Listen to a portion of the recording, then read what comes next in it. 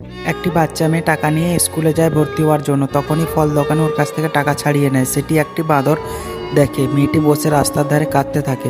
তখন বাঁদরটি ওর পাশে এসে বলে, দিদি তুমি দাঁড়াও, আমি দেখছি কি করা যায়।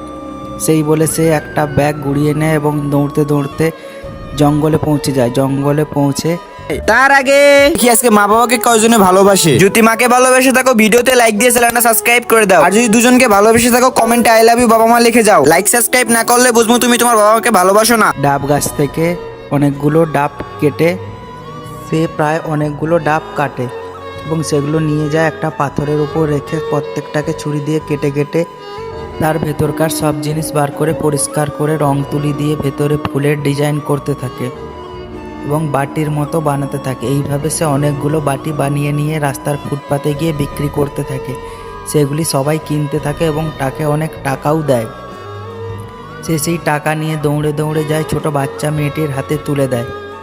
এরপর সে হেঁটে হেঁটে সেখান থেকে চলে যায়। আজকে এই বানরটার জন্য ছোট বাচ্চা মেয়েটি স্কুলে আবার পড়াশুনো করতে পারছে।